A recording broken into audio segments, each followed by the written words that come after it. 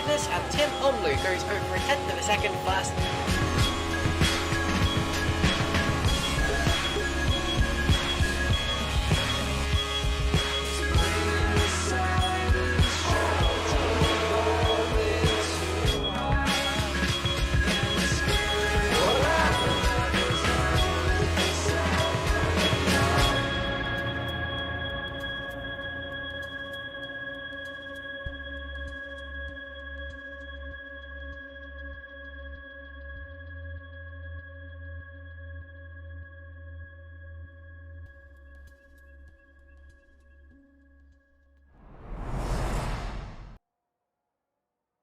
Well, hello everybody and welcome back to Formula Trout in 2022. That's right, it's been a bit of a Christmas and New Year break, been a bit of a while off, but we are back here in Trout. Of course, a happy New Year from everyone.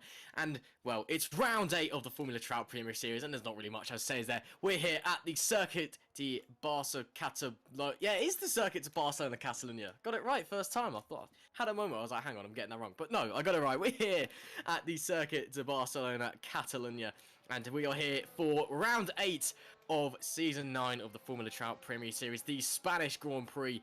And of course, as you can see, out on track, as always, we are joining in just in time for the Challenger Split qualifying session.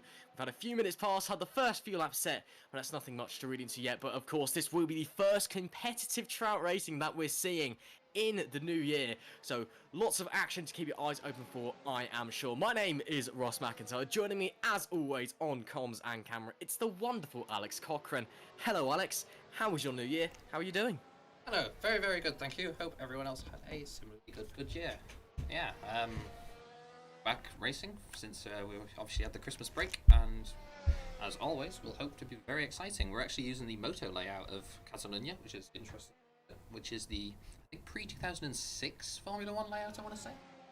This is the very... no, 2006 didn't have the final chicane. I remember from playing a F1 Championship Edition back in the day, when I was just a wee lad. Yeah, this is so this is the moto layout. So on Assetto Corsa, Circuit de Catalunya is a base track in Assetto Corsa, and it's got the GP layout, which is the standard F1 layout, but before this is the 2020 F1 layout. So before they made all the changes to it's the La corner, I think it's called La Caixa. There you go. I don't speak Spanish. I can't remember any of the corner names. But turn 10, what is in this a bit of a tight left-hander, which I'm sure you'll see in a moment as we follow Oliver Gibson round.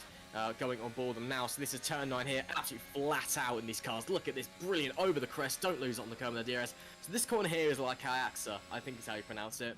And he went for it there, didn't he? He thought about it. So this is similar to the modern layout, but not quite the same, because the modern layout, it's not quite the same corner as that, but it's very similar. And then they use this as well. So this is, you know, the pre-chicane F1 layout. This is the chicane, the layout to Catalunya, I'm sure everyone remembers and loves. Flying through those last two corners, almost flat out. The second corner is just a bit of a lift coming down onto the main straight through the corner that is promptly named Catalunya. But boy, oh boy, it is great to see the cars flying back around there again, because between you and me, the chicane is quite boring, isn't it? No one really likes it, whether you're driving or you're watching. To have the cars flying around there and onto the DRS main straight as well, it is absolutely fantastic to see. We've got just a little over 11 minutes and 30 seconds here left in the Challenger Split qualifying session. Of course, these are the first laps that have been set by the Challenger Split drivers coming into 2022, and currently so far it is your championship leader Oliver Gibson sitting on provisional pole. Of course, Oliver Gibson 25 points to the good, a whole race win in front of his main rival Jace Merrick this season. Merrick currently down to P5, but still plenty of time for the track to rubber and plenty of time for the times to improve across the session. So, new year, same old Trout, except not quite. Let's touch on a few things that have been happening behind the scenes. So the first one, I've been told to tell you that there is a new update from Racing Studios for this car. Of course, the car that we use here in the Premier Series Formula Trout is the Racing Studios Formula Hybrid Series, this being the Formula Hybrid 2021, based off of the 2021 Formula Hybrid, Formula 1 regulations even, and of course provided by the wonderful boys and girls over at Racing Studios. Now, there has been an update for this car. It's got a new tyre model, new sounds, and it's got 10 more horsepower as well. However, we are not using that update at this round. That update will be coming in at the next round, but for the time being, it is, and I've just dropped my notes in the bin. Good start. Good start to the year there. That's why you don't keep your bin next to your desk. For the time being, we are just using your bog standard RSS Formula Hybrid 2021 with, of course, all these wonderful liveries and wonderful drivers behind the wheel. As well, there we can see that was the next one I was going to touch on. We've got a new team joining us here in 2021. Supernal Racing, another team joining the Challenger Split Grid. And one driver to keep an eye out for, I've been told, is Spencer Owens, another American who we got on the grid. We seem to have had a knack of capturing Americans in this season of Formula Trout. But it's, and apparently he's quite good. So I've not seen him before, but apparently he's been around the Assetto Corsa sphere a bit. And apparently he is not half bad.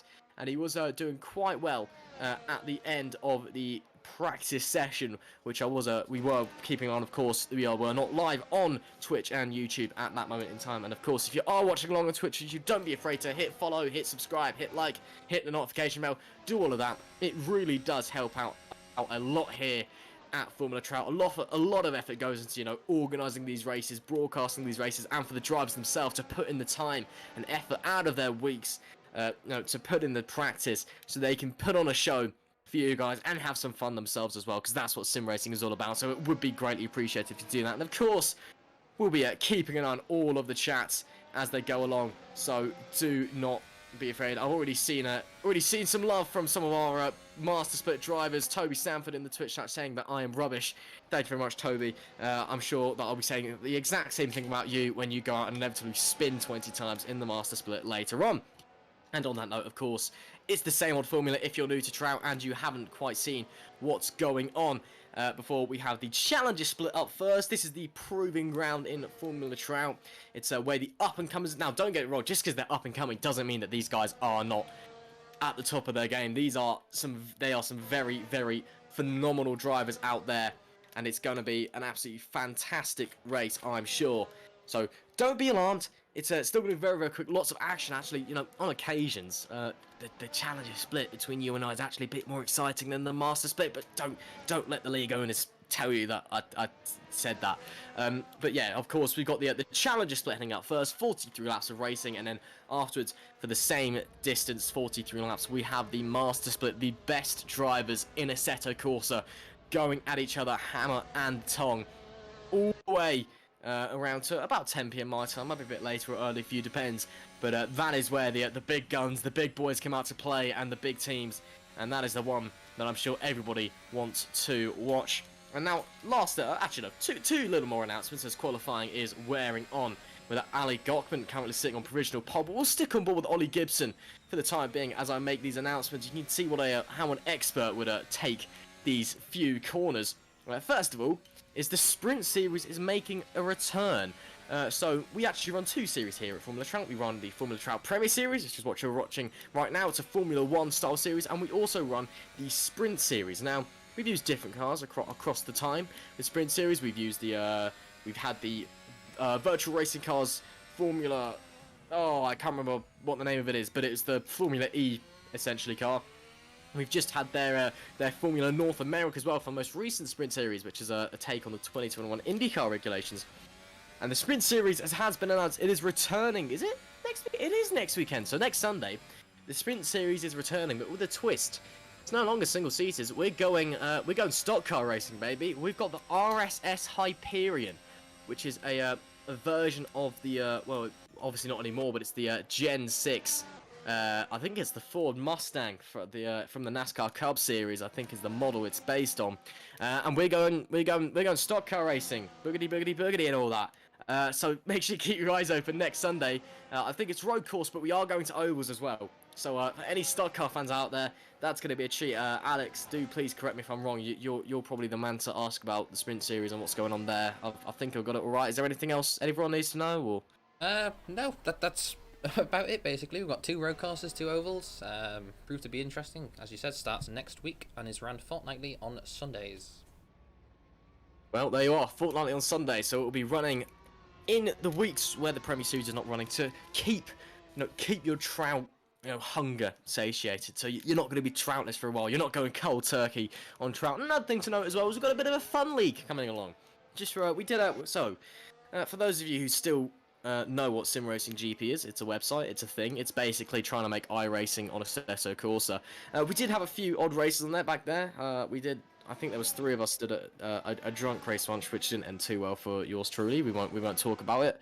Turns out that Max Younger, the most successful trout driver in history, is still a second a lap faster than me when he has one hand on the steering wheel, another hand holding a cigarette, and is very, very drunk at the same time, which was mildly embarrassing, as Imran Sheikh goes for a bit of a spin there, and goes for a bit of a spin as he lights up the rear tyres as he comes back onto the track as well. But Sim Racing GP makes a return with trout, so on Thursdays, there's just going to be a fun F3 league. It's not going to be broadcasted, there's no pressure or anything, it is just a fun league. So if you fancy, coming along, having a laugh, please do not be afraid. Go and sign up over on Sim Racing GP, and we'll be very happy to have you along. Of course, unfortunately, it won't be broadcasted, so you're not going to make a massive tit of yourself to the world. But, just a bit of fun. Just a little bit of fun. On board now with Ali Gochman as he comes to the end of the first sector, slightly down on championship leader Oliver Gibson. And just think about Gibson actually, his main rival Merrick in P5, he'll be wanting to improve there, but Merrick, we know, is very, very strong in the race, especially as the stints wear on. So we want to watch out. Of course, he's got the most fastest laps this year out of the pair of them, with 2 to Gibson's 1. And actually, he's got the most fastest laps this season. So he's the only driver with 2 fastest laps this season in the Challenger split. Still going to follow Gottman around, though, again, down in the middle sector and around this moto layout for what doesn't quite exist there, because that corner, it's slightly tighter now, I think, but there's also now only 1 layout, so there's no weird tight like double apex thingy which F1 used to run, and I really didn't like that corner. I don't really like this track, to be brutally honest with you, but I'm just the lowly commentator talking absolute rubbish. These are the guys out there, and as I say that, Ali Gottman's absolutely smashed the last sector to go on to provisional pole by about half a tenth of a second. That is a great lap. That being said, though, there goes Oliver Gibson starting his lap. No, that's not. That was Case Merrick, apologies, starting his lap. But Oliver Gibson is on his way now, rounding the big third turn. Just hook your car all the way around. Let's see what the time is at. Slightly down in the first sector. But again, this track is very, very precise. And it's one the drivers will all know very, very well, as well as Owens now goes to the top of 113.986.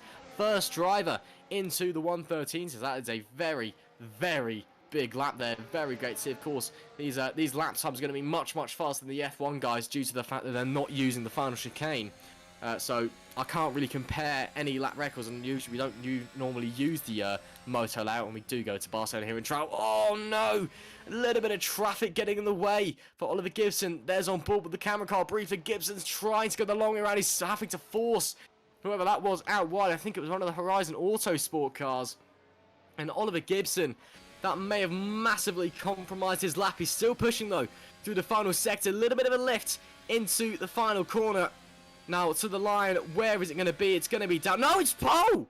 It's Case Willems on pole position! I thought that was someone else. I thought it was Ollie Gibson. There's too many orange cars on track. Case Willems, team owner over at Lioneers and professional legend slash championship graph maker, sticks it on pole by nearly a tenth of a second. Wow, great lap then. We've only got... Oh, Woodward spins. That's not Woodward. That is not Woodward. That's someone else. There is Woodward there. That's one of the new boys in the Supernal car, the 31. I don't know who the 31 is, unfortunately. I haven't had time to learn the numbers yet. That is, I think... Yep, there you go. It's gone. So there we have it. Oh, there was someone else off there to the inside as well. And that is Adam Woodward, I think, going off the road there. Oh, and Willems has gone off on the run into turn 9, pushing too hard out of the left-right. I think it is very easy to lose it through there if you clip a curb on the inside. And well, very, very interesting stuff here so far as we're coming in to the end of this qualifying session. And it's all open. The top 4 separated by less than 0.2 of a second. And well, Alex, it's that time of the day where I turn to you and say, you're the Master Split driver here. You know what you're talking about. What is the perfect lap round here at Catalonia look like? What are these drivers aiming to achieve? You know, is it all about being smooth? Is it being precise? Do you have to be a bit aggressive on these tyres? This track, of course, it isn't very kind to the tyres. What do you have to do to be fast? Yeah, definitely, it's a bit of both. Obviously, at the moto layout, you don't have the technical last sector, but like in real life, they have real problems with the tyre temperature rising throughout the lap. They get to that technical last sector and really struggle through those slow corners. Obviously, all mechanical grip there. Not as bad here because you have the 2 fast corners. You can rely on the aero a little bit, but yeah, still quite tough. You still have to kind of ease the tyres in the middle sectors. You have all these high-speed corners. Turn 9 there, very high speed, and then turn 10 afterwards, another high-speed corner. So it really punishes the tyres. Definitely something to watch in the race. I think most of the runners are on C3s in qualifying at the moment. But yeah, it's obviously you are pushing to the limit in qualifying, but you do need to worry about the tyre temperature the last corner. Is Herrero? How would I say it? I'm not sure how to pronounce your name, sorry, it just comes through the last corner. I think it's Herrero. Yeah, quite slow though, so I'm not sure if he's backed off. Yeah, he seems to be setting a slower lap time, so yeah, that'll be P13 for him, as we are now at the end of qualifying, but a few cars still on track to set a lap time now. Indeed, checkered flag is out for the first qualifying session of 2022. And Ali Gochman is looking to try and improve. The top 2 have come in, so Owens is going to be nearly a 1/10 of a second off of Case Willems, who will be looking for, I believe that would be his first pole position of the year, unless Oliver Gibson has anything to say about it. And a bit of commentator's curse there for Case Willems as Gochman slides into P3. It's a Lioneers 1-2. A Jace Merrick up to P4. They're still not where he would quite want to be in comparison to Gibson, but not a bad lap time nonetheless. Gochman though P3. And Oliver Gibson once again. He has been on fire this year in the Challenger Split. And he has stolen the pole position from his teammate. And of course, luckily, it's lucky that Case Willems is a very easygoing team owner and is very much puts the team over his own performance. So I'm sure he will not. He'll be frustrated, but he's not going to be mad. He's not going to fire Ollie Gibson on the spot. And of course, that doesn't matter because now it is time to turn your attention to the race and the 5 lights which will be coming up in a moment. Obviously, a massive crowd here in virtual Catalonia. No COVID regulations to adhere to in this version of Spain. As we just look for, try and get the right car. There we go. And as Alex hopefully sends, oh, that's a really great camera angle, isn't it? Alex will be sending his camera car back to the grid in a moment. And then it will be, the Mercedes will disappear. There you go. Thank you very much. And now we have just a little under a minute to wait for the lights to go out for the first Trout action of 2022. Alex, it's a Lioneers 1-2. Are you expecting fireworks into the first corner? Yeah, it's a tricky first corner, quite a long run down to the first corner. I was going to say we might have some cars with a tyre advantage, but it looks like every single car is on the Yellow Wall C3 tyre. It's very, very tricky on the tyres here because there's lots of load all the time. But yeah, every car chosen that slightly softer C3 tyre compared to the C2s. So no one with a distinct tyre advantage, just 20 seconds now until the lights come on. Go out even. Exactly. We can only wait and see what is going to happen. The 6 Assetto Corsa. Red lights. And as the cars sit there silently, no formation laps here in AC. It's time to go racing in 2022. Lights out. Underway here in Catalonia. Great stuff from Oliver Gibson. Case Willems gets a slightly better second phase, but is on the dirty side of the grid. Gochman, meanwhile, to the outside. That outside traction really coming in play. Gibson having to actually defend to the outside. It will be Gibson from Willems holding on. Gochman actually starting wide and off the road, and Willems joining him as well. So Willems losing places. Merrick moves up to P3. It's Gibson from Gockman, from Robbie Arthur now starting. Oh, and I wonder if Case Williams has a problem. Alex has taken a screenshot for some reason, but we're still here for the time being. Robbie Arthur, great start. Owens has fallen massively back. Is that Merrick? Merrick's gone off the road. One of your championship contenders, Jace Merrick, slides off the road. Over at turn 4, we've got a spin. Oh, cars going up everywhere. Oh, no. Up on 2 wheels there for Cron. I believe it was. But back to the action at the front. The yellow flag's out briefly and we're all on our way. Oliver Gibson, 2 seconds already. Are you kidding me? Oliver Gibson has got 2.5 seconds to Ali Gockman, and we've not even finished lap 1. Oh, red flag's out. We've got a problem. I'm not sure if it's a red flag from the, are we just having a restart? Or is it a server? Okay, we're just having a restart, okay. Okay, so we've decided to restart the race. Apologies, of course, I can't hear any of this. So I thought we were having a server crash. Then no, luckily servers all holding on. But it is a red flag situation from that crash. So chance for Case Williams to go again and maybe not lose that position, even though he's on the inside. Well, that was quite an entertaining half a lap, and now we're about to do it again. Yeah, quite a lot of contact there, unfortunately. We did see the issue out of, I think it was turn 4. A few cars got collected. Really unfortunate for Merrick, who got pushed down, but now luck has turned the other way. He's now back into 4th or wherever he's starting, so very, very lucky for him. Obviously, Oliver will not be happy with that. That 2-second gap he gained that you said, gone. Has to do it all over again, so and you never know how a start might go. Indeed. Well, we've had one start, and now we're just going to have to wait and see what happens in another. It was Oliver Gibson, just like 2 minutes ago, who led the way into turn 1. Wilm's got a great second phase, but couldn't quite get the traction on the dirty side of the grid. We've already been racing once in 2022. Let's try it again, shall we? Lights out, and hopefully this time we're properly going in 2022. It's a better start for Willems this time. Gockman, not away so well, but again, the dirty side of the grid just coming into play. Gibson defends the outside down into turn 1, but Gockman very much cleanly round Willems and cleanly through the first 10 cars, sliding off 3 cars off the road to the inside of turn 2, but no major collisions this time round. It's Gibson, Willems back round, back round. Gockman passed through turn 3, great moving there.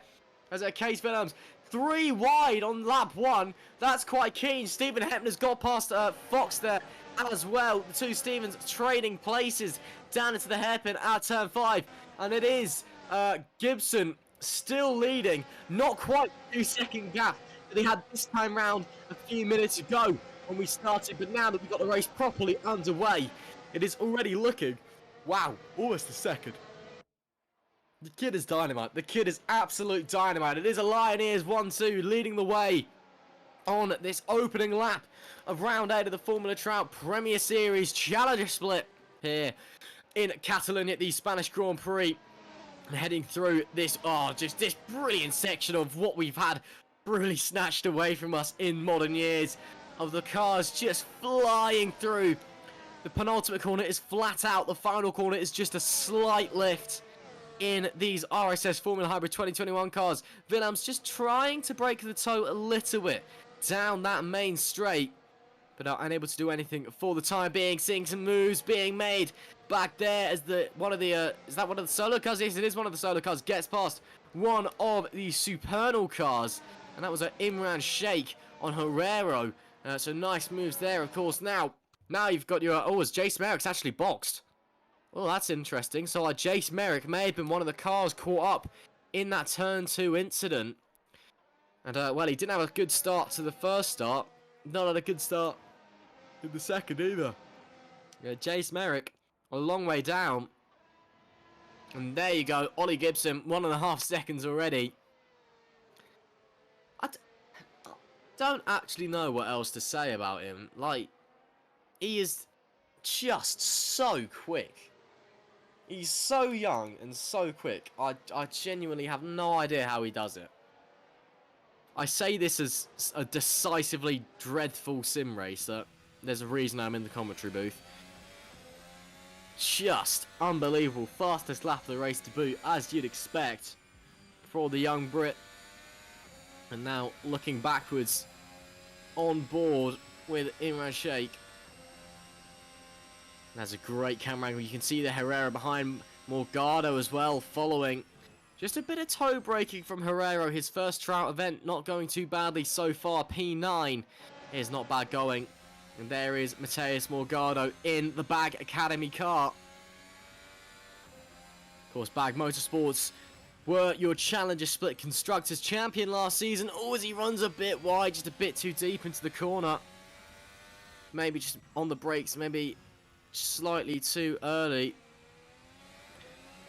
And well, Bag Motorsports on their promotion to the Master Split after they were victorious. Of course, your prize for being Constructors champion in the Challenger Split is a Master Split spot for your team. And well, they decided to set up an academy team because why not? And they've been running okay so far this year. So we're on board with Ali Gockman in the Trout car. Actually, just a downshift actually from Gockman coming through the final corner. That is interesting. As Willem's weaving this way and that way to break the toe. He's already moved twice anymore, and he'd probably have some stewards knocking on his door were this rule life. Gockman to the outside. Who's braver on the brakes? Oh no, they touch! They touch! Round goes Gockman. Willems, I think, just got caught out by the aero wash as they turned in. Gockman goes round. Arthur promoted to P2. Willems drops to P3 anyway. Gockman down to P4, maintains his position ahead of Adam Woodward, but it's not done yet. Adam Woodward is fighting. Gockman is not having any of it. His tyres will be roasting Woodward to the inside. Woodward going, Woodward gone, but it's not over because Gockman's still with the inside line. It's Evan. Oh, Locke still frees a bit actually, I think. Just coming through. His tyres will be warmer than a roast dinner fresh out the oven.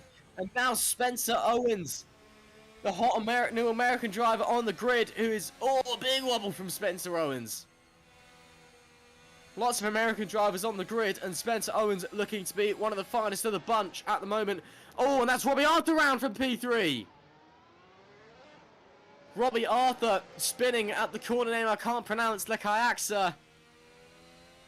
And promotes Case Willems back up to P2 after that contact with Ali Gottman, and I'd be surprised if that is not a post-race protest there. I think, Alex, I may be wrong, but I think that Case just got caught out by the aero wash as they turned into the corner and just lost all front grip, because obviously when you're in the slipstream, when you're getting the dirty air off the car in front, you know, you lose a lot of grip in these cars. Yeah, definitely, and turn one as well, if you're on the inside, it's deceptively tight. You were saying, you know, Case moved twice already. If I don't think if Gottman got round there, he would have been complaining to the stewards, and then he still managed to hit him into turn one, so really unfortunate for Gottman. Obviously, Willems still up in P2, so managed to not lose out too much, although Gibson now has a 6-second lead after just 5 laps of the race. This middle pack here is really bunched up due to all the contact.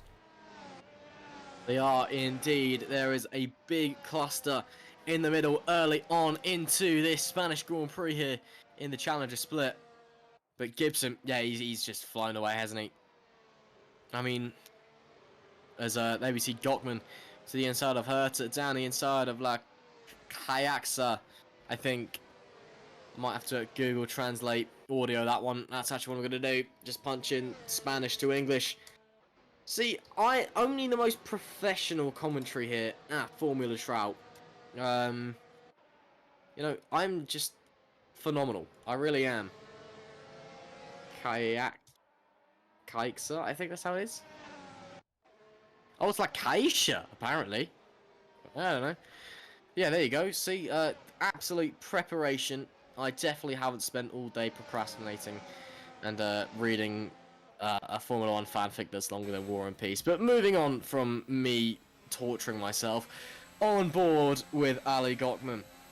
He'll be looking to recover from that earlier dumping from Case Willems as Adam Woodward misses his braking zone completely and goes off the road and drops to 7th, could be dropping to 8th as well. That's how close that middle pack is. You make one mistake and you are dropping positions. You are dropping points. Oh, and Willems has gone round, maybe? Or has Robbie Arthur got past him naturally? I don't know.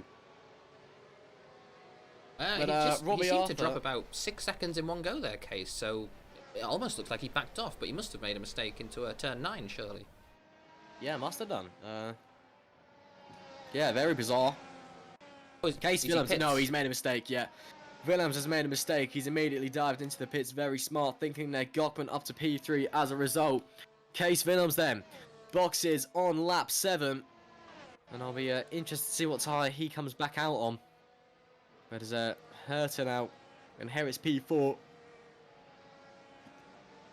Of course, we have got this new tyre model coming in from Racing Studios in the next round. Willems, he spent a long time in that pit. I think he might be having repairs as well, so he's maybe made contacts with a barrier. I think I saw him coming out on the white-walled C2s there. So that looks like what the order of events might be.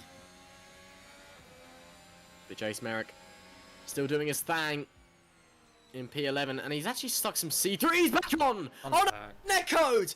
There was netcode! Oh no! No contact made between Merrick and Woodward, but oh no, that is such a shame.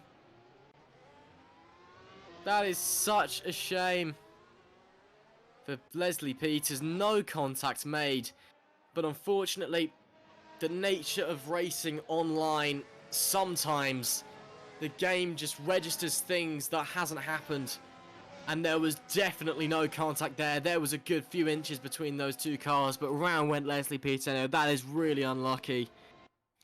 I am loving that camera angle of just the bottom half of the overhead hangboard. That's yeah, good job, Kunos. Great job, devs. Ollie Gibson has extended his lead to about 13 seconds now, which is quite impressive. In round shape, P7 as it stands as well. As I was saying though, yeah, quite interesting to see Case Willems, I think, would be on the C2 tyres, even though we do have this this new tyre update coming in at the next round.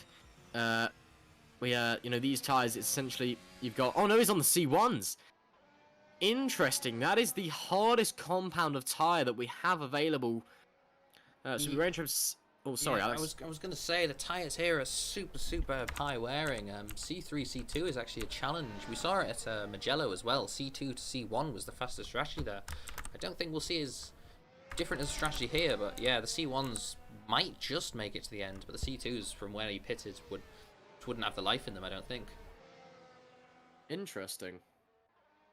Very interesting. I mean, Catalonia, it's a very abrasive track surface, lots of high tyre wear. So, oh, who's that losing at the background over the curbs? That's a big shunt. Oh, we got cars darting left and right. Is that Imran Sheikh? I have no idea who it is that's gone round. No, it's Woodward. It's Adam Woodward. That's had this off. That is a big off. Oh, he's retired. Yeah, it's put him out of the race, unfortunately. A huge crash there. Lucky for the other cars to avoid. I think his teammate almost collected him there out the last corner. Yeah, that was a big shunt. As Adam Woodward DNFs from the race. Big shame there. But yeah, very big accident. I think just a bit too much speed. Through the final corner. Just collecting that curb a bit, collecting the gravel potentially as well. And round he goes. And yeah. Unlike the modern layout where they have obviously the slow chicanes before the last corner, it's easy flat. Here it's you have the fast second to last corner, and then the last corner isn't even flat in these cars, so you have to be really careful. You run a tiny bit wide in the gravel, and yeah, you can see what can happen. Yeah, indeed. Very interesting there, but unlucky for Adam Woodward, just losing the rear and sliding onto the inside wall, ending his day prematurely on lap 10 of 43 here at the Spanish Grand Prix here for the Formula Trout Premier Series Challenger Split in round 8 of 12 in this season's championship. And it's been an electrifying championship so far as well. We've had controversy, we've had collisions, we've had it absolutely all. And now we're here at Barcelona, round 8. We've got, well, 4 rounds after it. 12 rounds in a season of Formula Trout, and, well, round 8, that typically puts 4 rounds after it, unless my math is really that bad. And that's just a, yeah, big shame there, to be honest. Yeah, Adam Woodward, that's just plain unlucky. Plain unlucky. On board, though, with Ali Gochman as he chases down Robbie Arthur for P2. I think it's safe to say that Gibson has absolutely left the building at this point. A bit of a twitch there from Arthur in front, as Alexander Cron now DNFs from this race. I'm not sure as to why, but there could be potential internet disconnect. But Ali Gochman still chasing. Oh, that was a little bit of track extending there from Robbie Arthur, just a bit. And down this matrix, so much faster down here with that final corner, and so much DRS for Ali Gochman as well. Look at the speed he had, and he gets it slowed down. Oh my word, Ali Gochman was an absolute rocket ship down that main straight, and he got the anchors on in time as well. Brilliant, brilliant, brilliant stuff right at the top of 8th gear. Oh my word, that was fantastic. Wow, wow, wow. Just the speed.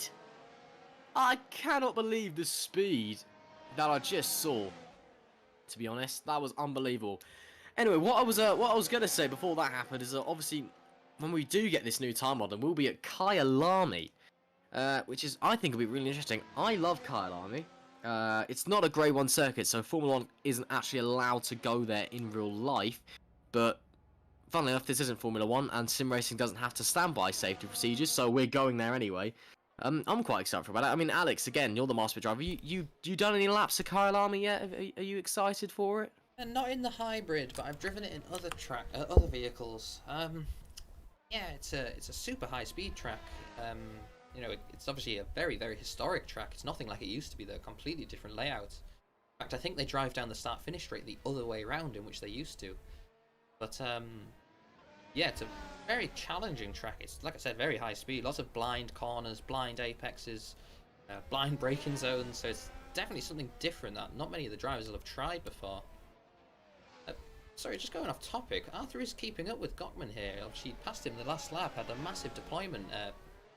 Slow there, a lapped car, I think.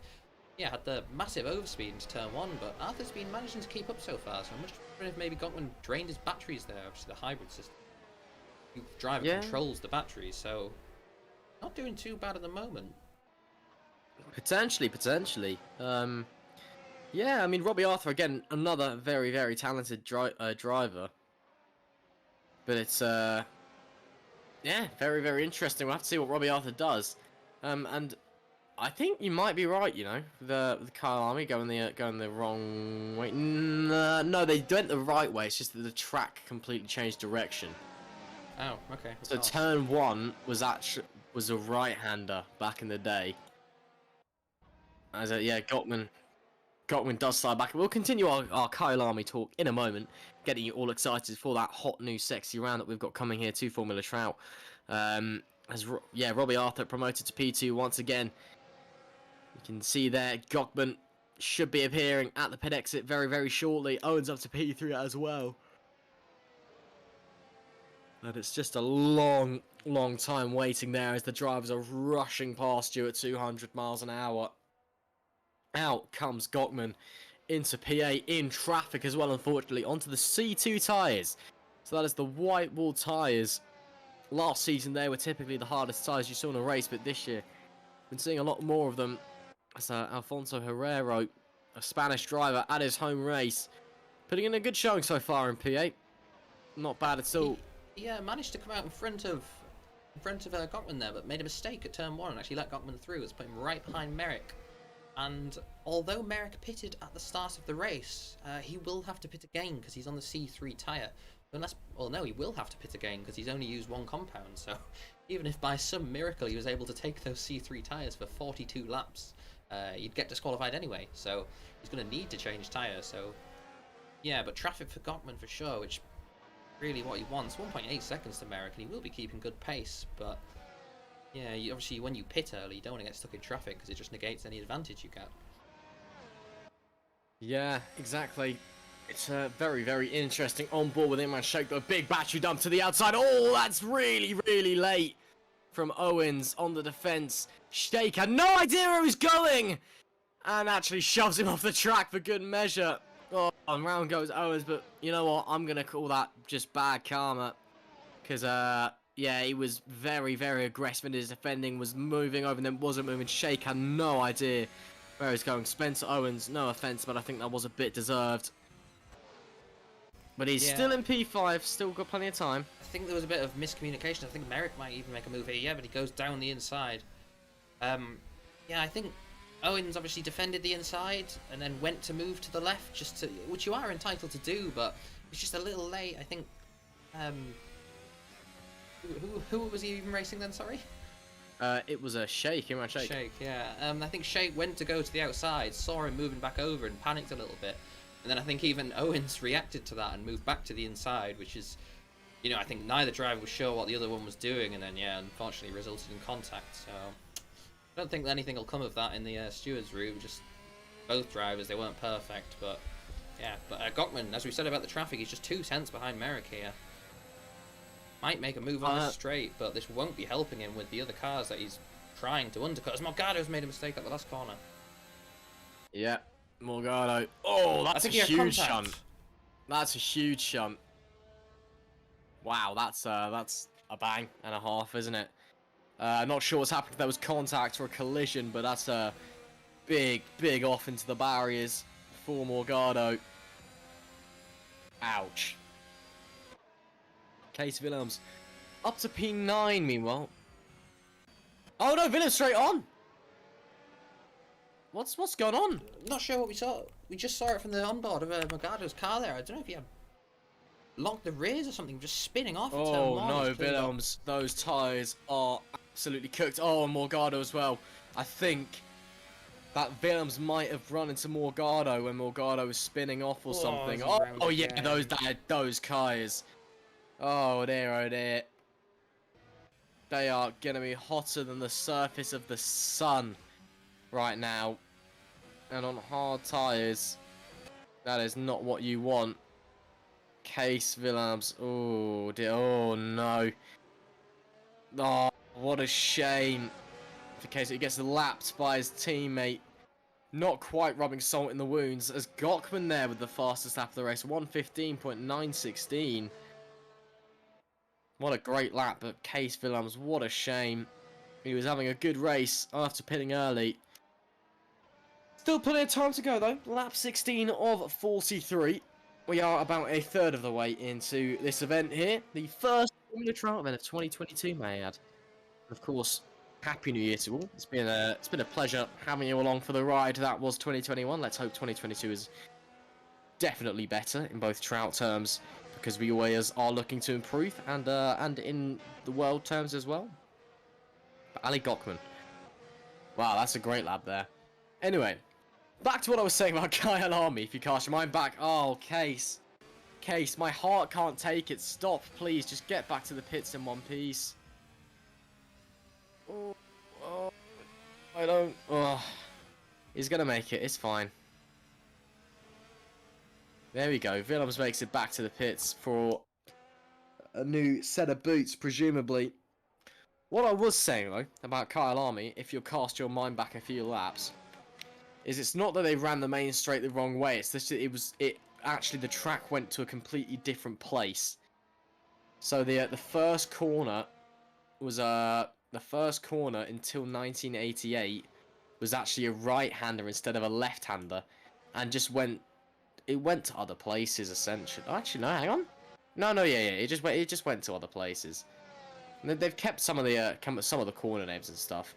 And then in 1988. The start finish, it was different but similar. The start finish was on what is now the straight after turn 5, which is appropriately called barbecue, as Gockman there to the inside of Imran Sheikh. Crazy to make a move there. It was a big tyre advantage, but really putting the trust in the other driver there to be able to make a move inside there. Yeah, it was a very, very late lunge. Great little move there. Yeah, don't really expect to see them coming from there. Case Willems back out on the C2 tyres. Morgado, I think, has gone off again. Oh, it's been a rough few laps for Mateus Morgado. As Robbie Arthur, he's spun in the pits. Robbie Arthur's binned it coming into the pit lane. He's David Coultharded it. I do not believe it. That definitely promotes Gockman up to second, and Jace Merrick up to third as well. But Robbie Arthur bins it in the pits. Unbelievable. That, well, you don't see that every day, do you? Of course, the strategy for coming into the pit lane in Assetto Corsa is to just bomb in at max speed, because there isn't a a pit lane speeding penalty, or there is no pit button or whatever. So you just bomb it in a max speed, and then what the game does is it just locks the tyres when you hit the pit lane entry to slow you down. I don't know if he's clipped a wall as Gibson from the lead now. Gibson boxes, but he's got 40 seconds to Gockman behind him. He's still going to come out in the lead. This may well be a lights to flag victory for Ollie Gibson. At this rate. Will he get a Grand Slam though? That's a good question. Have we ever had a Grand Slam in Formula Trout before? I have no idea. For those unaware, a Grand Slam in motorsport terms is if you get pole position, lead every lap, win the race, and get fastest lap. But I have no idea if anyone's done it in Trout before. They probably have. Merrick in for his second stop. Definitely seen it before, but to do it with this much of a commanding lead, as you said, 40 seconds. Might have been before my time as well, to be fair. Merrick hits. What tyres would he go onto is interesting to see, because he's obviously done C3 to C3, now onto the C2 tyre. But it's taken 24 laps on those. Yeah, that seems doable, I think. 24 laps, that's, yeah. Yeah, definitely. Pretty reasonable. Should be safe from where he is. Gockman 13-second gaps to Gibson, unless there's a mistake. We have seen it. Gibson make mistakes before at Mugello. I think we saw the lead go there and back 3 times, but pretty commanding leads at the moment. I mean, to be fair, it is very, very easy to make a mistake in these cars. I mean, not only are they, the fastest cars you can get to in the world, in real life anyway, in Sim. They're not the fastest car in Sim, because obviously you get your fantasy cars and stuff, but they're certainly the fastest realistic cars in the world, and they're a bit of a handful to drive, and you need to operate, you need to think about the hybrid as whatever, and your brake balance, and all the top guys, they're changing the car every corner, and you really need to be all hands on deck for it. And as well, when you consider the fact that the 2020 car had so much more rear grip as well. Of course, this RSS Formula Hybrid 2021 car, it follows the 2021 Formula 1 regulations, which includes all the changes that they made to the rear of the floor. So there was a big drop-off in rear downforce. I know a lot of drivers at the start of the season especially were really, really struggling just to get to grips with the rear of the car, because you'd be going around a corner which you think you'd be able to take, and suddenly the rear would just dump you out, because you could take it like that in the 2020 car but not in the 2021. Yeah, the 2020 car was absolutely insane, especially around a track like this. I think turn 9 completely flat out in that car. Little tiny lift in this car, but a lot of the corners, you might think, oh, the car's very similar, you can set the car up the same, take the corners the same, but you try and take it the same, and as you said, it just spits you out, the rear swaps ends, you have a massive high-speed accident. Practice, not so important in sim racing, but a race, that just throws the result out the window, as we've seen with a few cars already today. We have indeed a few big accidents coming out of the final corner.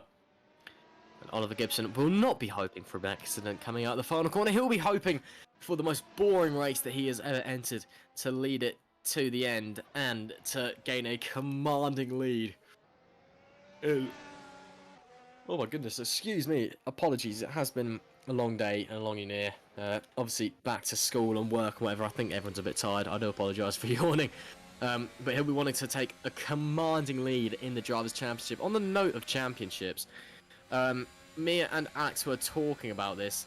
We have no idea when Lioneers will win the Constructors' Championship. They are like 150 points ahead of anyone else at this point. So it's, kind of a case of not if but when.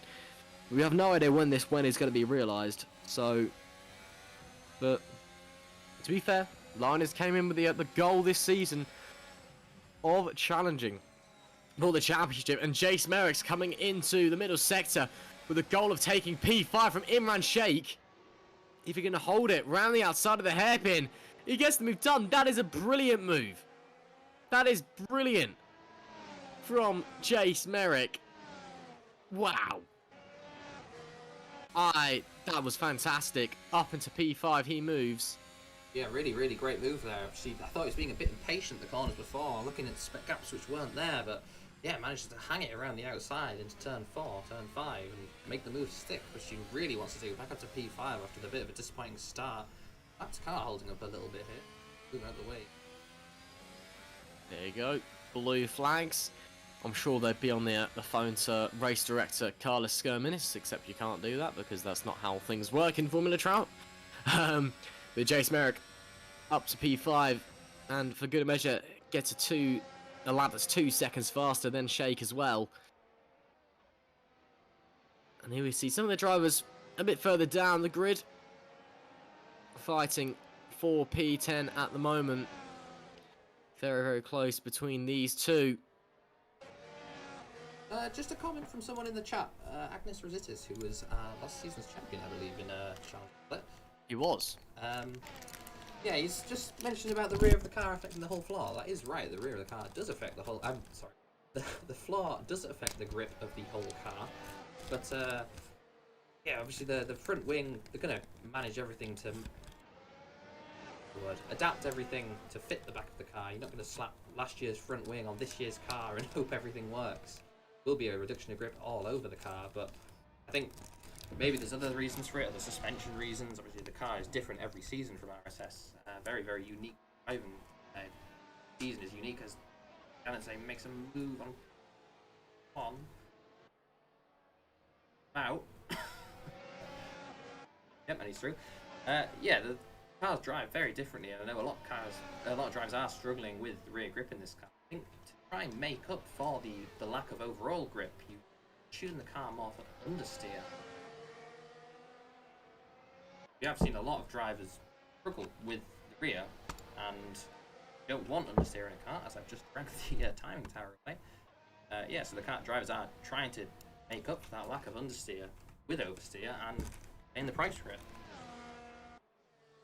Well, there's your the man, the expert of driving it in the room, Alex Cochran. The way I understand it is, I think it's mainly just because of how much aero is on the front of the car that it just mainly affects the rear. Because I know the changes were made to the rear of the floor and not the front of the floor, as Peters has now been overtaken by Davlianids for the final points-paying position. But when you look at the front wings, Alex said, oh, right on the back of him, we actually had to massively back off through the final corner. But when you look at the barge boards, especially in areas like that, it's and it's not the diffuser and stuff that was changed, which is where the Venturi effect comes in. That is the gun effect. It was the sides of the floor that was changed, as far as I'm aware. Well, I think trying to. Sorry, Alex. Willems gets through Peters. He was battling with can't say that. Yeah, I think it's important to note that obviously the whole of the car works as a package. You can remove the rear wing from a car, but you're not removing all the rear downforce. You remove the front wing from the car, but you're not removing all the front downforce. You remember back to I think the 1980s, there was cars, maybe late 70s, there was cars which ran no front wing because the ground effect was so strong under the car that it would just pull the entire chassis to the ground and allow them to take corners crazy fast, almost as fast as modern day cars, but with no front wing. So, yeah, I mean, although there is the cuts in the rear of the car, that does affect the whole balance of the car front to back. You can't run as much front, but you're not going to. You can't run as much rear because it's physically not there anymore. So, yeah, it's all a package, all a compromise that the in real life engineers have to do. Here, the developers of the car have to replicate the real car as closely as possible, which they do a pretty good job of. Yeah, I mean, it is praised as one of the most accurate to real life Formula 1 style cars you can get your hands on. And in the fact that it's in a sim that's from 2013, and is, for the most part, a GT-oriented sim. That's not bad going. Jace Merrick there with the fastest lap of the race. And that's Davlianids off the road down at turn 2. Comes back on, doesn't take anybody with him, thankfully. But maybe just a bit of contact, maybe pushing too hard, not too sure. Yeah, I mean, everyone over at Race Sim Studios, as that is Merrick going down the inside of him. I thought he was just been pushed off the road then. Yeah, everyone over at Race Sim Studios has done an absolutely fantastic job with this car. it must be noted, as we're on board with your race leader for every lap so far, Oliver Gibson, who has been phenomenal. But yeah, the way that they design this car, as far as I'm aware, is they essentially pick a car to kind of base the design off. So you can kind of tell when you look at it. I mean, you look at I think it was the 2020 car was, evidently a take on the Ferrari. This car is evidently a take on the Mercedes from this year. And they kind of pick a car to base their design off of. So that's how they get the inspiration. But, they do, it is their own design, and they do follow the rule book. And as far as I'm aware, the rule was, it was to do with it was essentially the cuts in the rear of the floor, which you said, Alex, which they got rid of, which is mainly, rear-oriented downforce, even though, yeah, it does affect the whole of the car. So that's why it's mainly rear grip that these cars struggle from. As well as when you just couple the fact that, they've got all those barge balls on the front. But don't get it wrong, these are still rapid racing cars and are absolutely glued to the track for the most part. It's just when you compare them to the 2020 car, the rear really doesn't have that much grip. Oh, Jace Merrick. Herter with a big wobble on the exit. Merrick almost thought he was having an accident there, but slides up the inside at turn 7.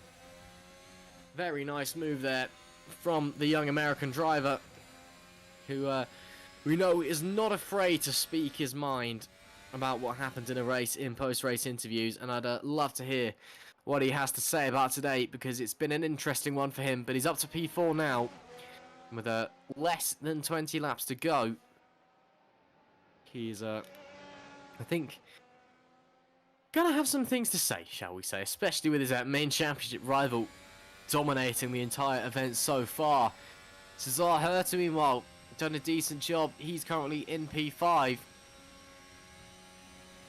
as they head down into turn 1. Heavy braking, get the car flicked in. You want to try and clip that inside curb at turn 1. Didn't quite get it, it's a bit too late, but again, with all that extra speed you're carrying from that chicaneless final section, it's quite fast, shall we say. Turn 4, easy as you like, get the throttle down, not too hard. And turn 5, hard on the brakes, don't lock up or spin the car, just get the car turned in, pitch it round, and again back on the throttle. Getting past lap traffic as well. There's turn 6, just that kink. 7 and 8. You don't want to touch that inside sausage curb. You'll die. Turn 9 should be flat. No, it's a downshift for Herter. Or it used to be flat anyway. Is it not flat anymore? Yeah, not quite in these cars. I think maybe in qualifying you could set the car up to be flat, but then you're going to be losing too much in the straights elsewhere. So, yeah, just not flat in this car like last year. Yeah, it's, well, it was flat last year. I know that much. Was it? I can't remember. I think it was Mark Webber who used to, oh no, it was different corner, never mind. I was thinking, but I remember 2010, Mark Webber in La Caixa, or however you pronounce it, in its awkward double apex form. In 2010, Mark Webber was like he took the second part of that flat, which no one had ever done before or something, and everyone was like, what? How'd you take that flat? And it was just like, oh, I don't know. He did win that race as well. Quite a good performance. Anyway, enough about Formula 1. Who cares about that? We care about Trout. Oliver Gibson starts lap 29 and gets the fastest lap. Okay, here we go. Fastest lap fight. Come on. I love a fastest lap fight. Can we have one, please? Quite a fair few laps into the stint as well. Oliver Gibson determined to get that Grand Slam finish and cap off a wonderful performance. He's got the pole position. He's led every lap so far. And as it stands, he will be winning the race and taking the fastest lap with him. But of course, there is still 14 laps left remaining in this event, and anything can happen in sim racing. As he comes around turn 5 and on the run into turn 6, a little bit of lap traffic to negotiate. Oh, I love this onboard camera. The only problem that I have with the Halo is the fact that it ruined the shoulder cam. But, it was I think it's a worthy sacrifice. I think that we can get away with that sacrifice, but it does make me very sad, because I think it was 2016, in Formula 1 in 2016, Formula 1 management, or media, or whatever they're called, FOM, that's the one, caught on to just how good the shoulder cam was, and it was brilliant. And then the Halo kind of came along and ruined it. But, the Halo, it does more bad, it does a lot more good than bad, sorry. So, yeah, thank you to that big bit of carbon fibre that kind of, it's not carbon fibre, is it? It's something else, but thank you to it. You know what I mean. Titanium with a carbon fiber shroud. Thank you very much. Alex, you're good at things like this, aren't you? You know what you're talking about. You just kind of... You're really helpful for facts and stuff. And, you know, cameras as well. That's quite helpful. And commentating. That's quite helpful. Thank you very much. It's, yeah, there you go. Titanium with a carbon fiber shroud. Jace Merrick, meanwhile, in P4. Has he stopped again? He stopped earlier for the C2 tyres, but yeah, he's been staying out for the time Because being. he was up in P3 earlier, wasn't he? Or am I just losing my imagination? Yeah, that was before he pitted. Obviously, he pitted really early on the C3. He's got back up to P3 after everyone pitted, but then he had to pit again to satisfy the rule tyres. Although he's slowly closing on Arthur in front. Around 5/10, 6/10 a lap. But 13 laps to go. He might just about catch, but one thing. Catching is one thing, passing is another. And we're going by Maxi. Hello there, Maxi. Hello, Maxi. Good evening. Hello. You just come to lend your voice? Just say, you know, say hello and stuff? Yeah, just a little bit. I'm watching the race with interest. Quite Well, excited. Fair enough. Well, joining us, for those unaware, is the most successful driver in Formula Track history, Magical Maxi Yinger. So welcome along, Maxi. Glad to have you along for the remainder of this Challenger split race as Oliver Gibson starts his 31st lap. And Kees Willems, or Case Willems, not... why do I still call him Kees? I know it's not Kees, but I still call him that because it's spelled... Oh, no! Oh dear, was that Robbie Arthur going around there? I just saw. I think it was. It was. Oh dear. And yeah, now, Jace Jace Merrick himself, I think, around him. I think the cars were trying to unlap themselves against Arthur. He really uses the track limits there. Yeah, Jace Merrick now can smell a podium and he can smell blood as well. Look at that, Arthur breaking the toe, but Merrick doesn't need the toe. He's got the DRS, he's got the hybrid, and he's got the moves round the outside before the braking zone. P3 goes to Jace Merrick. Lovely little move there. Round the outside. Wasn't even phased by Robbie Arthur, and Arthur is... What? I mean, if that's not a track limits violation, I don't know what is. Yeah, that's a new one for me. I think the stewards might have something to say about that at the end of the race, but we'll see. See, that's the problem with sim racing. Is you know, we do have a live steward here in Formula Track, but a lot of the time they don't, and you think you can get away with stuff like that because you're not being watched. But we are watching you, Robbie Arthur, and that is a track limits violation. What is he doing? I think Robbie Arthur might have given up a bit, you know? Because he's just, yeah. That's the first time I've seen that. What was that? Yeah, that was a new one for me. That's interesting. Interesting strategy. I think he must have had some sort of technical issue, surely. You wouldn't... I think he's just given up, you know? I think he's just had enough. Because Merrick now sets the fastest lap of the race. He's gone round again somewhere. I can see on our timing screens that he's gone round. He was still up in P4 though, so there's no point in giving up like that, I think. I've got... Yeah. He has a technical issue. He has some sort of damage or something. Well, he's definitely got damage now. And he's got overheated tyres, I am sure. But, yeah, well, Robbie Arthur goes from 2nd to 6th in about 3 corners after he goes on a bit of a detour, shall we say. That is one of the most bizarre things I've ever seen on a racetrack, both real and virtual. But, you know, and he's actually just retired from the race as well. So that's Robbie Arthur. That's his day done. There you go. Fair enough. Oliver Gibson, though, meanwhile, still out the front, driving what is possibly the most boring race of his life, but also the best race of his life, because he has been phenomenal so far. Genuinely cannot fault him at all. He was before the red flag on lap 1. He was 2 seconds up the road when the red flag came out, and then we restarted the race. He was 1 second up the road by the end of the first lap, and he's he's 20 seconds ahead of Gochman. It has just been a brilliant drive.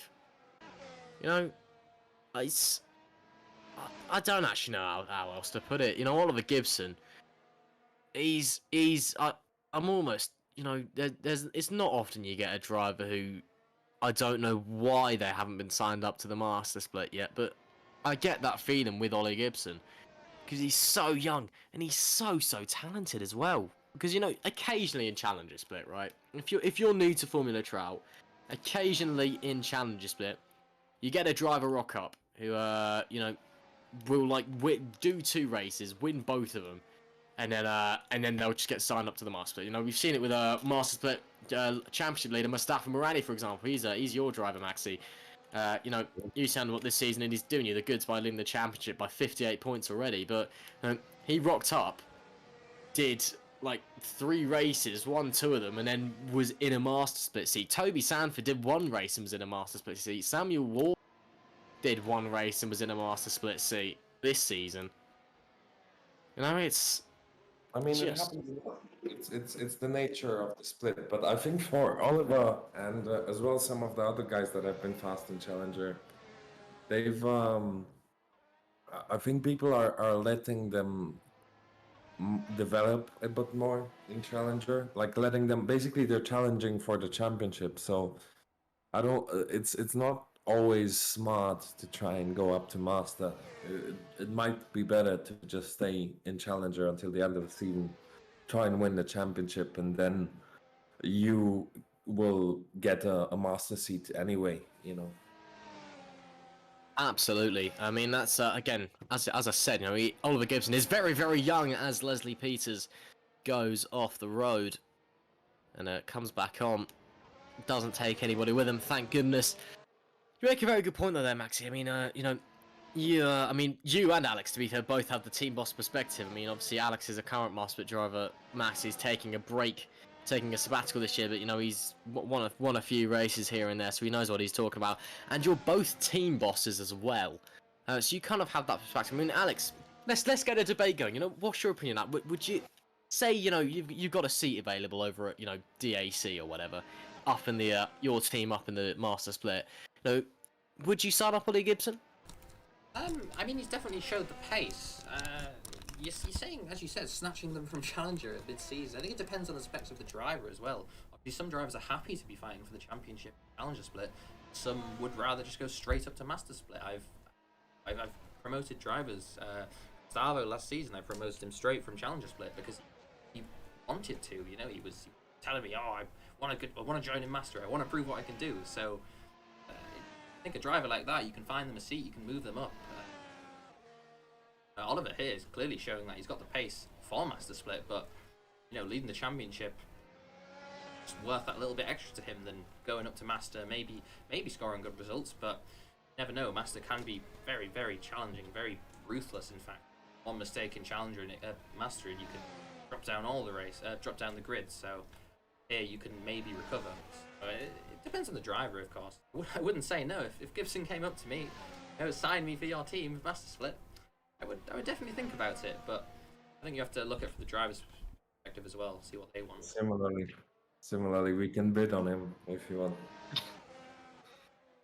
Well, I mean, Maxi, of course, no offense to Ollie, but you've also got 2 fantastic drivers in your team. And of course, Alex, you've got a fantastic lineup over at DAC as well, and Tarek Matata and Dave Southard. And yeah, so Gibson's a good driver. Is he Master Split? Yeah, probably. But again, maybe a good idea to let him develop as well. And we'll just have to wait and see what he does over the rest of the season. And that is Herta going round there, coming into the final sector. I think just got on the throttle a bit too early, and it spat the rear of the car out. Very easy to do. Pulls over. So who's that? He's letting past. All right then, letting some. Oh, that's Alec Gockman actually. I was gonna say I thought he was just letting Owens pass for P5, but no, he's letting Gockman go through to lap him. And there we can see Davlianids and Leslie Peters still fighting. They've been connected all race practically. It's actually been quite impressive. Literally could not separate them with a sheet of paper. It's very, very incredible how tight these two have been for 37 of 43 laps here at the circuit to Barcelona, Catalonia. There we go, got there in the end. And Peters still chasing down Davlianids. It's just a shame it's not for P10 anymore. Those two have dropped back. Yeah, they're just outside the points, but I'm sure they don't mind too much. They are having quite a scrap this race, back and forth. For the last 20 Yeah, looks like they're having. laps, Yeah, looks like they're having great fun out there. You know, no complaints, I am sure, from either driver. You know, P11, P12, not bad going at all. But P1 is where everyone wants to be. It's where Ollie Gibson is honing in on and picking up yet another win this season in the Challenger Split. And there we see James Kay going off the road. And, yeah, just going off in front of Merrick there, who's in P3, so he's just losing out a little bit. He's still right behind Dudley Owens there. Yeah. I think they might have been caught out by that a little bit, lost a little bit of time, but doesn't seem to be any problems for either of them. Kay has dropped to 12th now, so actually this battle is for the points. Although letting the lap cars through. He's being very kind, is Leslie Peters, with his blue flags. Very, very kind indeed. There's Case Wilhelms going through. And, well, I was just thinking, actually, as it stands, if we finish where we do, Ollie Gibson, this will be his 3rd race win in a row. And I don't think we saw that at all in Challenger last season. I'll just go double check that now, actually. Pull up the old spreadsheet that Carlos has got some previous season. That's the one we want. I should have these written down somewhere, but you know, laziness is never kind. But yeah, we didn't. I don't believe we had that last season. We didn't have. No, we didn't. The most we had was 2 race wins in a row. So I don't think we've had 2 race wins in a row, actually possibly ever in Challenger. Let's go having a peruse through, shall we? Oh no, it's Super Installing got it back in season 7. We haven't had it since season 7. There you go. But Pelicans as well during his first Challenger season. That would have been season 6, wouldn't it? 7. 7. Oh no, he did. No, he only got 2 in a row. It says here. He came 2nd in Bahrain, and then 1 in Canada and Germany, and then he went up to the Master Split. Yeah, he scored 1st for his team, but he actually scored 2nd for the drivers because we had the old rules there where Master Split drivers could take place, and they were not in the team championship. But they were in the drivers. That is not confusing whatsoever. Yes, very confusing.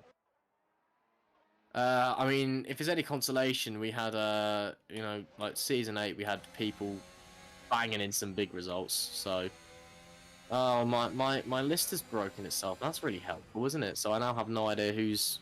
Oh, just I don't like Google Forms. Okay, but anyway, back on topic. This will be Ollie Gibson's 3rd win in a row. It's a shame that Case Wilhelms, as it stands, won't be up there on the podium with him. But you know, I'm sure that he's you know, driven his best anyway. He's had a bit of an unlucky race, few spins, had to come in for a few unscheduled pit stops. But nonetheless, been a pretty solid performance from the Lioneers team. Boss, oh, sweeping around the outside. Beautiful move. Lovely move. That was really, really nice. And Alfonso Herrero swept around the outside of La Caecha. Wow, great. Still often you see 2 cars going side by side through there. Herrero actually got a bit of a wiggle on mid-corner as well, just to emphasise he wasn't comfortable with the case being on the case, but he was.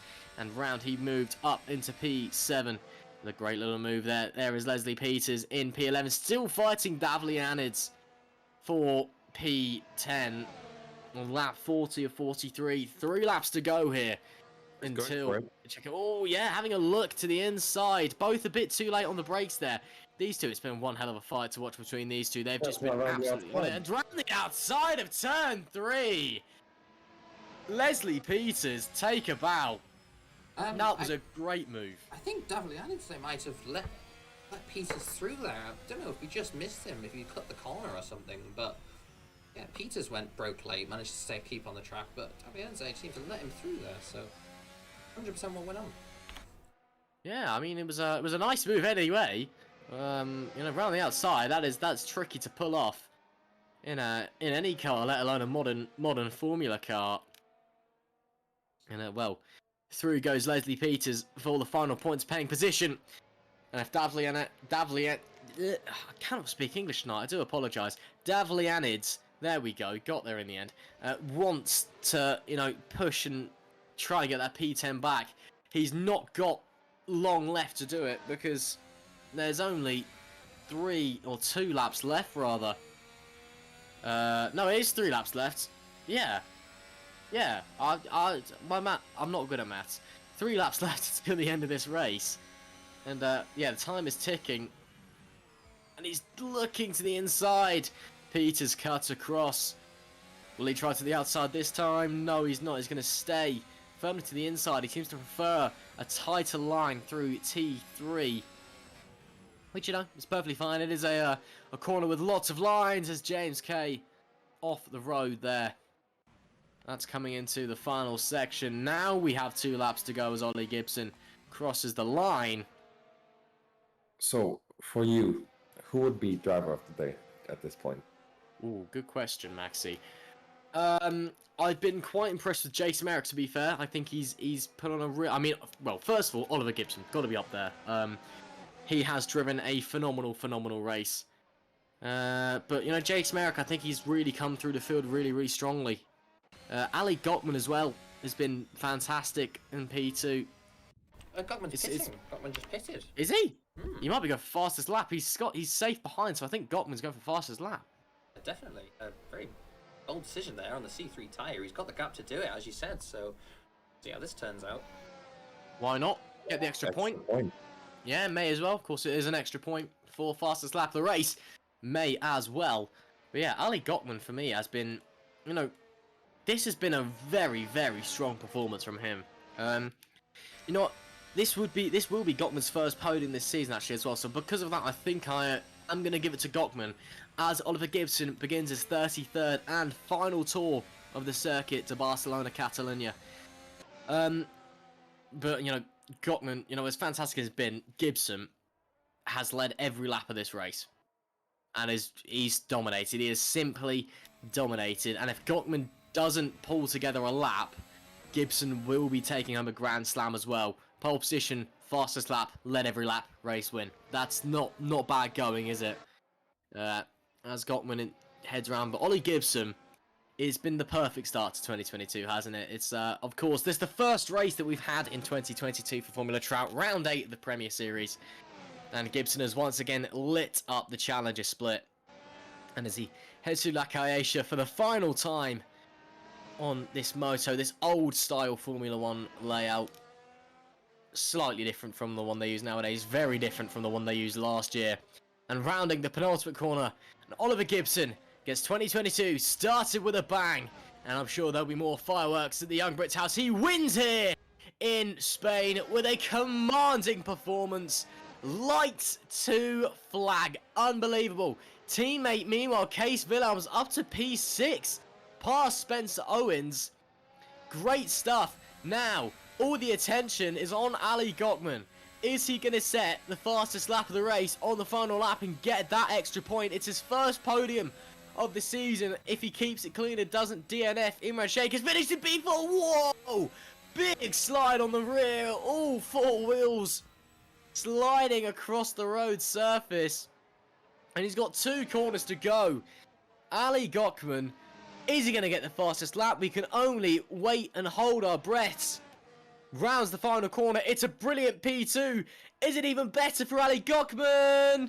No, it is not. Ali Gottman does not get the fastest lap. Gibson wraps up the Grand Slam. Jace Merrick completes a fantastic drive to round out the podium. But it is Oliver Gibson with the performance to kickstart the new year with a bang. Every single lap. Wow. That was a drive. Pole, fastest lap. 48-second gap, I think it was.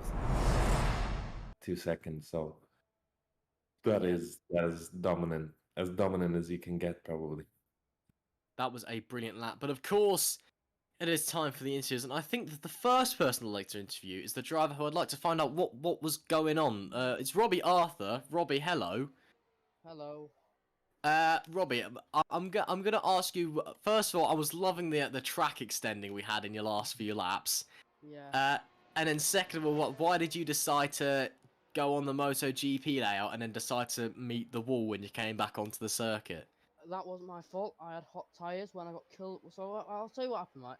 I was killed by Stephen Eppner, right? Turn 10.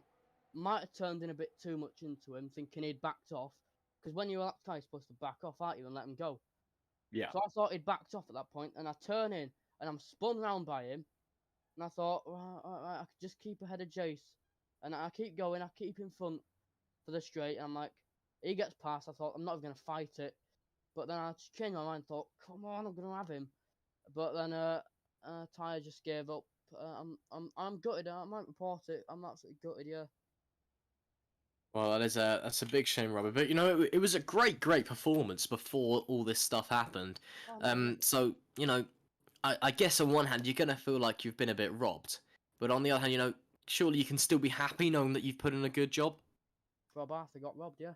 But no, the pace is there, and I'm happy the pace is there, because I mean, well, I held on to P2, but I held on to I held on to podium for half a race.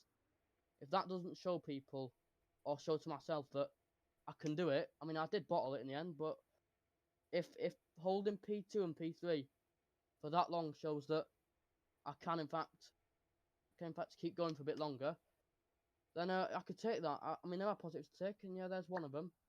Don't forget, you can join me and Ross in a bit as well for the master split race. Of course, we'll touch on that in a minute. But yeah, well, anyway, great performance out there, Robbie. Shame it ended when it did, but I'll thank you very much for us, and I'll catch you in a bit. Thank you. I'm going to practice all of Kyle Army the next 2 weeks. I'm going for it. Good. No nonsense. Good one. Have Good. fun. That was Robbie Arthur, and of course, as he said, he'll be alongside me in the Master Split race. You'll touch on that again, but you can catch us in a few moments' time. Now it's time for, I think, the man who had a very, very strong drive, I think, up to P3. It is Jace Merrick. Jace, can you hear us? Yes, I can. Just 1 second. I need to get rid of my push to talk. That is fine. I can just waffle while you're getting rid of. Oh, there we go. So, Jace, 1, 2, 1, 2. Yeah, we can hear you. You're all loud and clear. P3. At the end of the day, you probably would have preferred a P2, but still, very, very, very strong performance out there. I think you've had a very good race. Yeah, and I do have a lot to say, so you're gonna want to sit down for this one.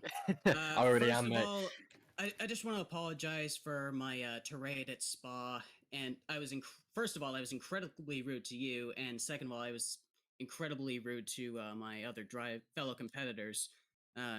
Challenger split is I found, and I do think that this race of all races really does exemplify that, and that's what I failed to realize back then. And stuff happens, that too, and yeah. But moving on to this race, I'm surprised that we didn't restart after somebody lagged and took out 2 or 3 cars. And I'm pretty sure Robbie Arthur brought that up as well. But yeah, there's a bit. There it is in incident reports. If you can bring that image up on screen. I have no idea if we can, but if you're not in the Discord, you can go and if you are on Discord, you can go and have a look in incident reports right now and check out. And that's a good time. If you're not on the Discord, go click the link below and join. We're not that rude. But yeah, it was a good race for me, honestly. And this winter break really helped me bring things into perspective. Honestly, I don't care about the Drivers' Championship anymore. Like, I'm just going to use these last few races to better myself, and I just hope that I can qualify for Masters next season. Well, fingers crossed. I'd love to hear you rant on and on, but unfortunately we are a bit pressed for time tonight, Jace. But still, at the end of the day, fighting back up to P3 is a very, very good performance. And again, it may not be what you want it to be, but I think you can be very happy with your drive tonight. So thank you for joining us and a good job out there. All right, thank you. That was Jace Merrick finishing in P3, and nice of him to say sorry as well. I thought that was quite polite. He's he often. How do I put this without being really, really rude? I don't mean to be rude, but he does often, he often says before he thinks. But it's very much fair enough in my opinion. He's a very opinionated man. Now then, let's drag in the dynamic duo. It's the Lioneers boys. First of all, Oliver Gibson, Grand Slam, led every lap, pole position, fast lap race win. That was brilliant. Ross, I'm not sure if you can hear me, but I can't hear you at the moment. One moment, please. Oh, that's okay. Case we can hear you. Ollie, can you hear us? Hello. I can hear you. Hello. Hello. Right. Let me say that again. Okay. So, Oliver Gibson, pole position, led every lap, fastest lap, race win. What a performance. Well done. Yeah, thank you. Yeah, it was a surprisingly tricky one actually. It was quite a physical track, so yeah. It's unfortunate what happened to Case. Obviously, I haven't seen it, so I just saw that he pitted quite early on. So yeah. First front row lockout as well, which was pretty good. So um, and unfortunately, I don't think we got constructors. I'm pretty sure. But I honestly have zero idea what you. I've just given up on that. You're so far ahead. Like, I think we should win it next time. But yeah, it was a good result for the team. So very happy. yeah. Yes, I No, can hear you now as well. By the way, I'm back. hello, Case. Hello. Hi. I'll come over to you in a minute, my friend. And I mean, as well, that's your third win in a row now, Ollie, as well. So surely you're feeling like you've got a little bit of momentum behind you. Yeah, going into this season, my target was just to get one win, and then it's just evolved over the season. So now it's the championship, both championships. So I'm looking forward to the end of the season and seeing what comes from Master Split next season.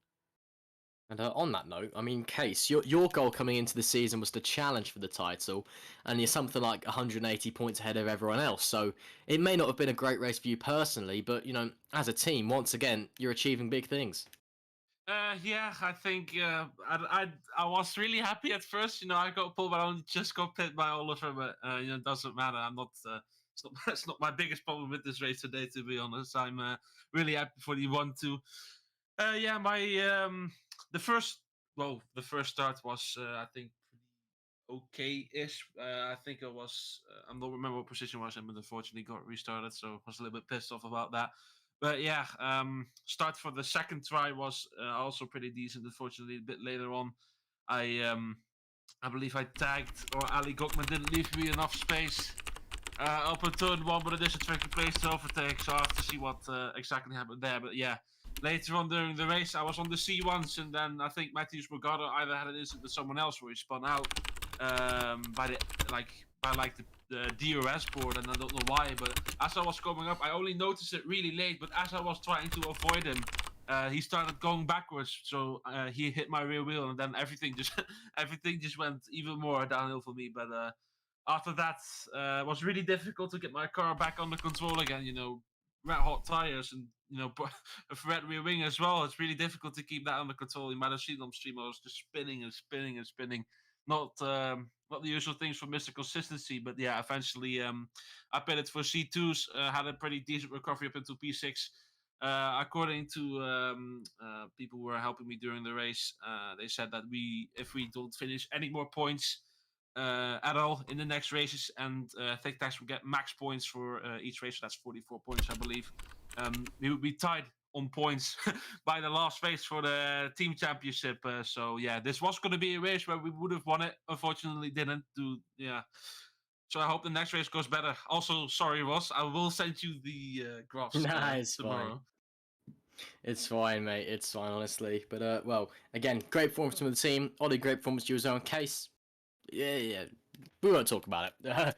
Thank you very much for joining us, guys, and a great job out there. Well done. Thank you. Thanks for streaming. Sorry for making you sad. Thanks for commentating. Anytime. Thank you very much, boys. That was Case Williams and Oliver Gibson, your Lioneers racing duo. And of course, Oliver Gibson, his third race win in a row. And well, that is about all we have time for here in the challenge. So first of all, of course, thank you to Alex Cochrane for coming in and streaming and commentating as always. It's been a pleasure, Alex. Yeah, glad to be here as always. And as well, thank you to Maxi Yinger, who made an unprecedented appearance, but it was a pleasure to have you along. So thank you very much for joining us, Maxi. And yeah, No problem, it's a pleasure. I love commentating alongside you. So. Oh, you're so kind. I can't wait to commentate alongside you. You can, and well, I won't say thank you, Robbie, because you haven't actually done anything yet. But you can get your thank you later. That's all we've got time for the Challenger Split, but make sure you are sticking around because, as Robbie said, in just a few short moments' time, me and him will be back to stream you the Master Split, 43 laps of sheer racing action, drama, and probably pain as well. So thank you very much for tuning into the Challenger Splits, and make sure you stay tuned. See you in a minute.